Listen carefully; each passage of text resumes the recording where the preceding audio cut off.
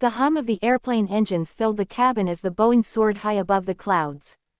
Passengers were settling into the long flight, adjusting seats, watching movies, or dozing off under thin airline blankets. Among them was a young black teenager named Marcus Johnson, just 16, traveling alone for the first time in his life. His mom had worked double shifts for months to afford the ticket to send him to visit his uncle in New York. Marcus sat by the window, earbuds in, gazing at the endless sky as his mind wandered between dreams of his future and the reality of his modest life back home. Just a few rows ahead of him sat a woman who looked out of place in the cramped economy cabin.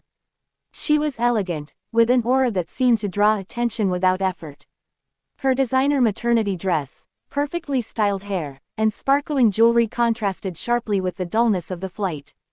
This was Elizabeth Hamilton, the wife of Charles Hamilton, a billionaire known for his empire in technology and finance. While Charles had stayed behind for business, Elizabeth was traveling with their private security discreetly stationed in first class. She was 6 months pregnant and, despite her wealth, had insisted on experiencing something normal, for once, choosing a commercial flight rather than a private jet. For the first hour, everything was smooth. Marcus read a book he had borrowed from the library, occasionally glancing at the flight attendants moving gracefully through the aisle. But then, as the plane cruised somewhere over the Atlantic, a sudden commotion broke the monotony. Marcus pulled out his earbuds and turned his head toward the sound.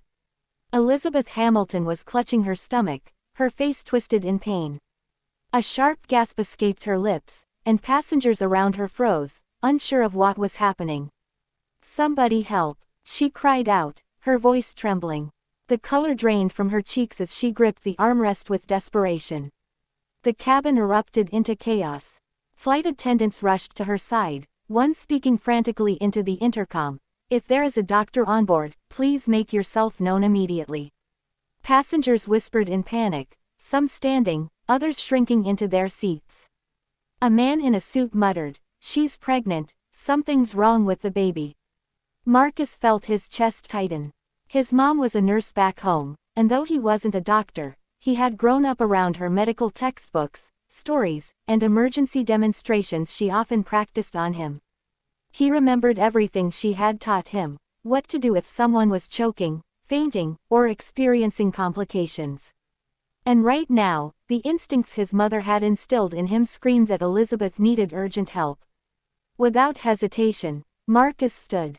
"I can help," he said loudly, his voice cutting through the confusion. "Heads."